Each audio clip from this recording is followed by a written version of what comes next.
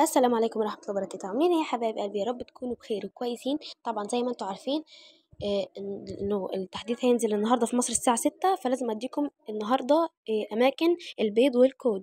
تمام، فانا هديها لكم دلوقتي ومش عايزه اطول عليكم. معلش انا عايزه اتاسف الاول عشان انا ما كنتش بصور لكم عشان كان عندي امتحانات.